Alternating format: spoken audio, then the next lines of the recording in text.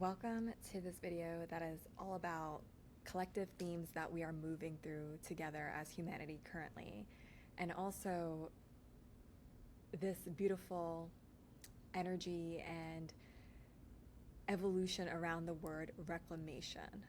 I really want to bring an emphasis to that word today for both men and women at whatever phase they are in their journey. Whether you're in personal growth and development work, on a spiritual path, this message will resonate in a way that feels right for you. And if it doesn't, just leave it.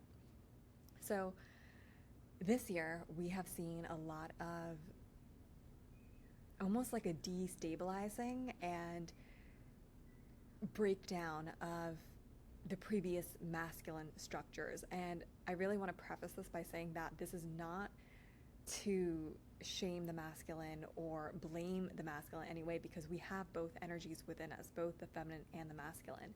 This is more to signify that a lot of the world has run on this imbalanced programming that supports competition, greed, and has created so much disharmony on a planetary level. And what we're noticing this year is that it's not working. It's not working. And as more people are coming back to their personal power and understanding that they do have the power to transform their lives, and that it's a power that comes from deep within, many people are walking away from these structures. And while many, there might have been some fears or fear mongering around, well, you need this because this is what the world is going through, or look at the state of the world, you have to hold on to whatever you can. It's not true. And this illusion is coming undone as more people are learning about their divinity from deep within. What's beautifully transpiring is that there's a new structure that's unfolding in Mother Earth and in the blueprint of humanity. And in this new, more empowering foundation, the sacred masculine is coming alive from this beautiful place of, yes, creating a healthy structure, and also honoring that these structures can look different, that some of our systems do have to come undone to come together in a more beautiful way, a way that empowers each and every single person, not just one person, not this hierarchy, but instead seeing all people as equal. A lot of people are waking up to this idea of balance and harmony. How can I bring more balance and harmony into my own life? We've had to look at different areas of our lives, and this all ties in with this new evolution of the sacred masculine, because as more of us shift these dynamics from deep within us, what we can see is that even our lives are transforming, and we're noticing that different structures, different areas are coming apart in a beautiful way and coming together in a way that feels more holistic, more beneficial for our well-being as well as our communities. What this looks like is, I find that a lot of people are questioning their purpose and their careers at this time. We've noticed this huge transition with 2020, and a lot of things have unfolded since then. However, a big theme that many people have been pondering in their lives is, what am I here to do? Who am I? What am I here to serve? Who am I here to serve? And what's my bigger calling? What's my bigger mission and purpose on this planet? And if you've been on this path for a while, you know that our purpose is evolving over time. As we unlock new information and wisdom within our own being, then we are then able to share that in our purpose, and our purpose starts to evolve with us. That's the evolution of the soul. However, for a lot of people, there might be so much confusion because it's the first time they've actually pondered this question. And a lot of times when you get to that place where you're questioning, what am I really here to do? It's usually when you've hit rock bottom and you just know that there has to be something more to this life. And I find that career is a place that brings that up a lot in people, because if you think about it, we spend a lot of time in our jobs, in our careers. And there's a lot of energy exchange. And so it really matters what we're doing and what types of relationships we are cultivating in our lives, including in our work environments.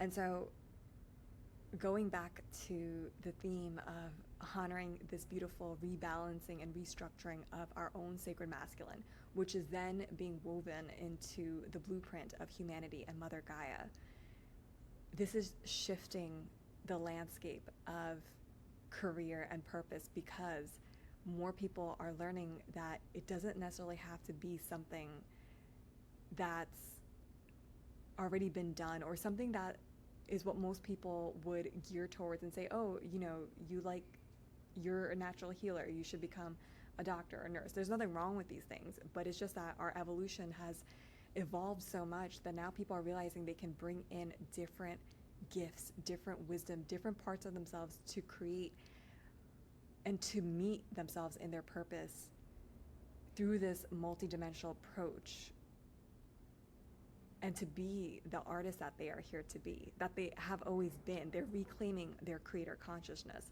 And what this means is that we don't have to be one or the other. It's not that if you have this healing gift, you have to necessarily become a doctor. You can do that. However, there's people who have decided to go into music, and they're creating musical pieces which they then share with patients to help them move through times of transition they might be facing. And so there's different avenues, there's different ways of sharing that purpose. And it doesn't have to do with a title. It has to do more with who you are being. The doing is vital as well. However, it's an expression of who we are being. This is a beautiful time on this planet, because we're finding that many people are no longer separating themselves or dividing themselves, thinking, oh, if I have this gift of cooking, I can only be a chef, or if I have this gift of painting, I can only be a painter. It's honoring that we have so many gifts of expression, so many gifts of that we are here to share, our medicine, our wisdom, our unique talents. And as more of us reclaim this power and honor that it's safe to be expressed, to express ourselves and to share our artistry, it's giving other people the ability and permission slip to say, hey, I want to share all of this too.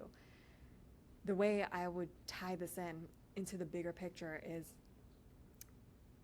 if you look at, or if you've ever gone to a restaurant or grandmother's cooking, everyone loves their grandmother's cooking usually. It's not necessarily the cooking that people are into. It's the fact that when grandmother is making a meal, she puts so much of her heart and soul into it. You can feel her love. As someone, as a child or a grandchild takes in their mother's or their grandmother's meal, what they're really enjoying is how much love was poured into the food. And it's consciousness, and we can feel it, even if we don't know the word or label for it. And so, as people are realizing that everything that we do and express is really our own expression of the love that moves within us. Yes, if you're a poet, you can share poetry. However, you can use that in so many ways, whether it's creating poems and putting it online, publishing a book, but it can also be writing poetry and etching it into the food menu at your restaurant. Or it could be that someone who loves to sing and dance, yeah, you can create musical videos, as many musical artists do. And you can also use that in sound healing and chanting and the way that we express ourselves. This can be an act of poetic expression, and it is. And so there's so many different avenues which our healing gifts are going to be used, and it's already happening, and it's so beautiful to witness. The message here is, it's time to reclaim our power. It's time to reclaim our voice and the truth, which is that we are here to be expressed and to express our unique voice, our authentic expression, and our medicine. I hosted and facilitated 2 group quantum healing sessions this year, and in both sessions there was a common theme around people not feeling safe to express their unique voice or their authentic voice. And a lot of it was showing up in their workplace environment. So again, this theme of career. Many people were questioning if they want to stay at their current jobs or what else could they possibly do. They have all these gifts, but where can they share it? The thing with our voice, this is a lot of what I teach about the throat chakra. The throat chakra carries our portal for expression, and it connects our head and our heart. So it's not just any type of expression, it's connecting the intellect with the beauty and the wisdom and the feeling and the depth of our hearts. And so as our words are expressed, as anything really is conveyed through us, whether it's music, poetry, words, silence, it all carries a different tone. And that tone can carry more compassion, more kindness, more love, more acceptance.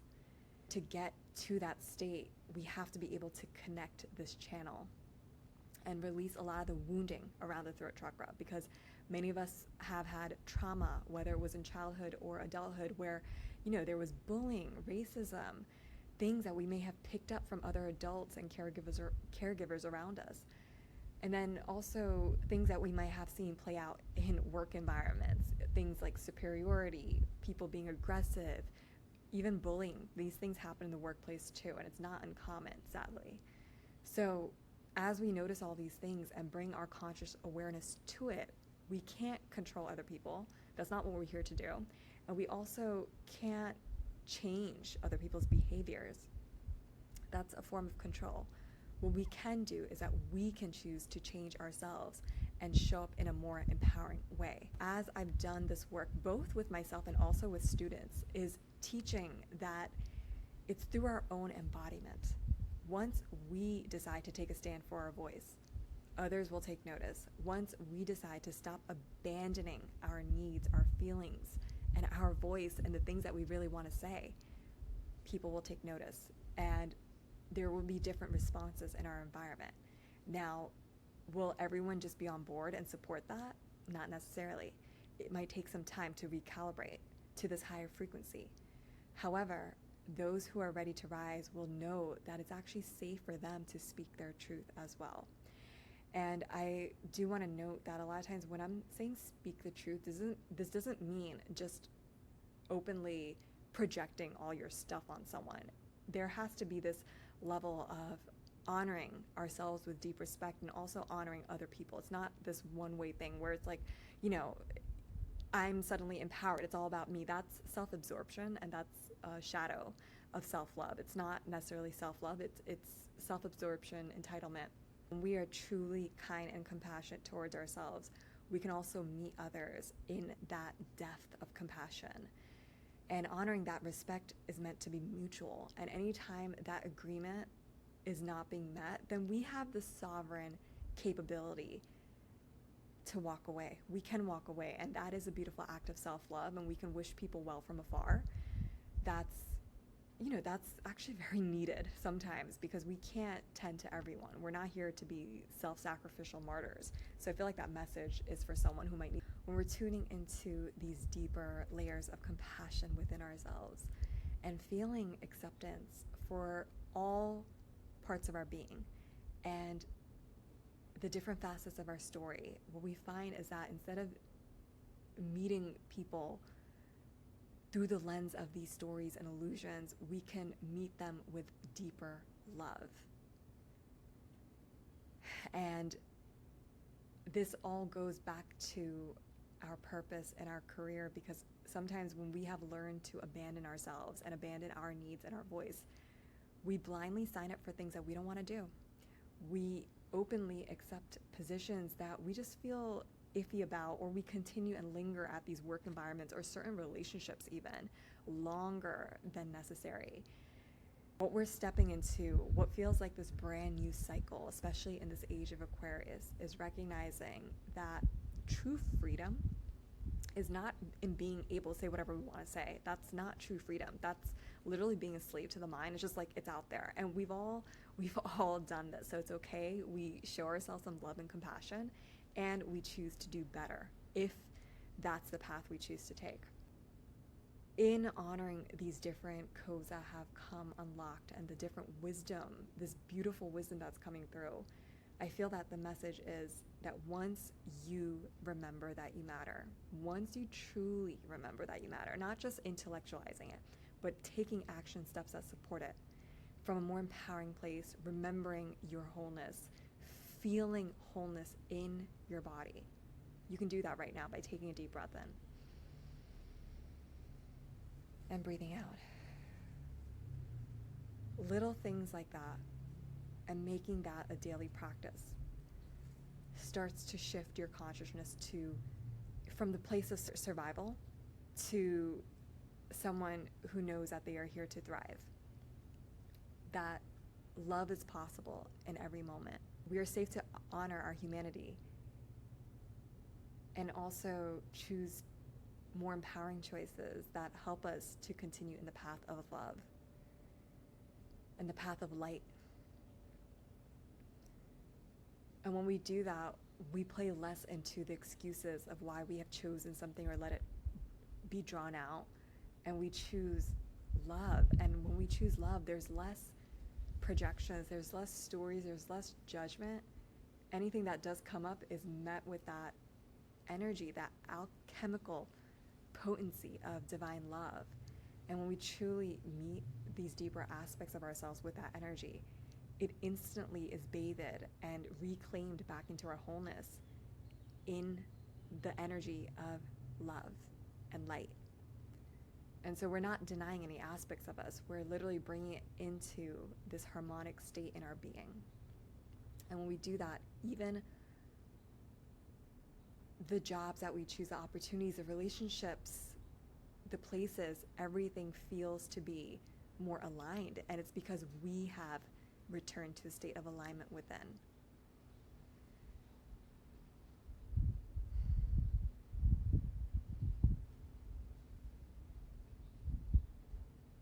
My prayer for anyone who feels that they're ready to unlock this and go deeper is to know that you are supported on your path. And your purpose isn't something that just lands one day and it's like, oh yeah, that's what I'm meant to do. It can happen like that, but so rarely is that the path. Most times our purpose is being unlocked in one step after the other, what we are choosing to do in the now. So as you keep coming back to the present moment, and also relying on faith, not relying so much on yourself, but asking God, asking Goddess, where are you leading me? What would you have me do? Who would you have me be? And then surrendering into the moment, letting go, being present to what is, accepting your beautiful life as it is now, even as you're evolving and growing and getting better, accepting your life as it is in the present moment, being witness to all the beauty, and knowing that this path is unfolding in the most beautiful ways for you and also for the collective. You open up to that and pray and receive, you'll find that different parts of your path have already opened up. It just needed a shift in perception to be able to see it and to really capture the fullness of how much you have evolved already. And being grateful for it all. You've got to be grateful for this journey and every single step, because the moment we tap out of gratitude and appreciation, we don't even notice all the abundance and beauty that is already here. That's what I will leave this off with, is that we are rebalancing the sacred feminine masculine within us. And as we do that, we're bringing more harmony onto the planet. And throat chakra healing and expression is going to be more powerful than ever because so many people want to express themselves. If you are a creator or a creative, if you're a leader, an artist, any type of change maker, you've got to be able to use your voice in some way, whether it's through speaking, empowering, giving talks, singing, just being able to share your writing even on social media. We have to be able to communicate and to do it from an authentic and aligned place. So many of us are going to be rising into this. And to also honor that as we are reclaiming the power of our voice, we're also helping Mother Nature reclaim her voice. She needs our help. And as we're able to speak to the causes that we care about, the social impact that we want to make. For me, for instance, one of the things I really care about is preserving our oceans and making sure that they remain clean, because there's unfortunately, pollution and toxins in the ocean. And we need to help her. We need to help her. And so one of the ways that we can do it is by being present with Mother Nature, receiving the messages from her, and then being able to be the voice of Gaia and sharing her wisdom and medicine with the planet. I'm sending you so much love, and I wish and pray for many blessings on your path. Namaste.